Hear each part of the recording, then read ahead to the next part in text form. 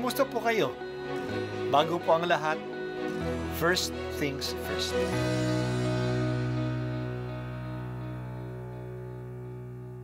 Good morning po. Sinisimulan po natin ngayon ang first things first. At dito po, tinatalakay natin sa unang bahagi ng umaga natin ay ang first readings na binabasa po sa banal na misa. Ito pong tinatalakay natin kasi madalas po kasi marami na tayong alam tungkol sa gospel readings. Pero konti po ang nagsasalita sa first readings. Pero ang first readings, bahagi din po yan ng Biblia, ng banal na kasulatan. Kaya susubaybayan po natin ang mga first readings. Basahin po natin at kuminsan kailangan ng basahin ng 2 o 3 beses bago maintindihan kasi hindi po tayo familiar sa mga istorya at sa mga kaisipan na tinatalakay dito. Basa mula sa aklat ni Propeta Jeremias. Noong mga araw na iyon, sinabi ng mga pinuno sa hari, kamahalan, dapat ipapatay si Jeremias. Sa kasasalita niya ay natatakot tuloy ang mga kawal, pati ang mga mamamayan. Hindi nakatutulong sa bayan ang taong iyan. Manapay, ibig niyang mapahamak tayong lahat. Kaya't sinabi ni Haring Sedekias, kung gayon, gawin ninyo sa kanya ang ibig ninyo, hindi ko kayo mapipigil.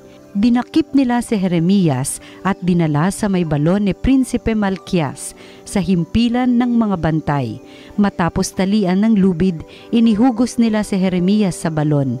Hindi tubig kundi burak ang laman ng balon, kaya lumubog siya sa putik. Pumunta roon si Ebed-Melech at sinabi sa hari, kamahalan, masama ang ginawa ng mga pinuno. Inihulog nila sa balon si Jeremias. Maaaring mamatay siya sa gutom pagkat wala ng pagkain sa lungsod. Iniutos ng hari na magsama si Ebed-Melech ng 3 lalaki at pagtulong-tulungan nilang iahon sa balon si Jeremias at baka mamatay. Ang salita ng Diyos. Noong panahon ni Jeremias, ang lungsod ng Jerusalem ay pinapalibutan at sinasalakay ng hukbo ng mga Babylonians. Ipinagtatanggol ito ng mga Israelita. Pero sa loob ng lungsod, nanawagan si Propeta Jeremias na sumuko na sila kasi ang pagsasalakay ng mga kaaway ay parusa ng Diyos sa kanilang pagsuway sa mga utos niya. Siguradong matatalo sila kung hindi sila magbagong buhay. Dahil sa kanyang mensahe, marami mga kawal ay nadi-discourage na. Kaya sinumbong si Jeremias ng mga pinuno ng bayan sa hari na si Sedekias. Si Sedekias ay mahinang hari. Susunod-sunuran lang siya sa mga pinuno. Kaya pinayagan niya sila na gawin ang gusto nila kay Jeremias. Pinahuli nila si Jeremias at ipinatapon sa isang balon na puno ng putik at pinabayaan doon upang mamatay. Mabuti naman at nandoon si Ebed-Melech at nagsumbong ito sa hari na pinapatay na ng mga leader si Jeremias. Mahina nga ang hari. Sumunod lang siya sa mga nagsusumbong sa kanya. Pinaahon niya si Jeremias kay Ebed-Melech at dahil dito, naligtas si Jeremias at hindi namatay. Makikita natin dito ang malaking contrast ni Jeremias sa haring si Sedekias. Si Jeremias ay matapang at may paninindigan.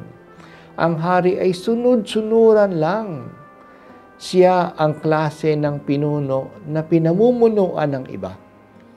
Kahit na mag-isa lang si Jeremias, patuloy siyang nagpapahayag na mensahe ng Diyos. Hindi popular ang kanyang mensahe. Nanawagan siyang sumuko na ang mga tao. Hindi nila mapigilan ang pagpasok ng kaaway kasi ito'y parusa ng Diyos. Dahil sa mensaheng ito, nagalit ang kanilang mga leaders. Ang hari naman ay mahina. Hindi niya napigilan ang mga leaders kahit na siguro siya ay naniniwala sa pahayag ni Propeta Jeremias. Hinayaan na lang nila gawin ang gusto nila.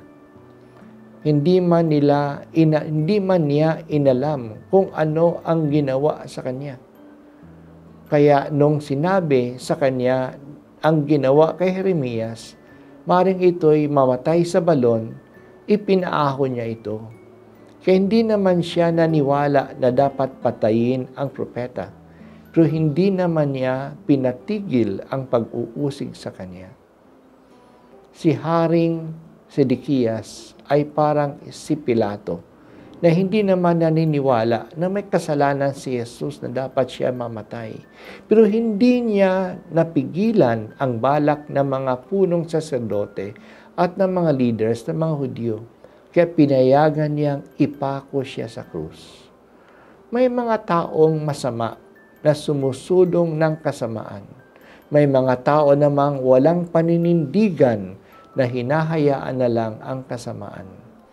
Dahil sa dalawang klaseng tao ito, maraming mga di makatarungang bagay ang nangyayari sa mga tao, sa mga taong gumaganap ng kalooban ng Diyos.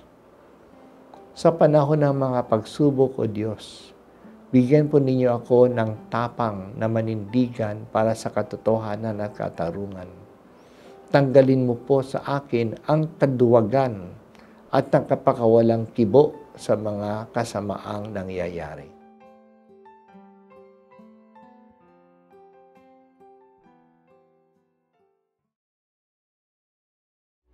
At ako po ay si Bishop Broderick Pabilio dito sa First Things First.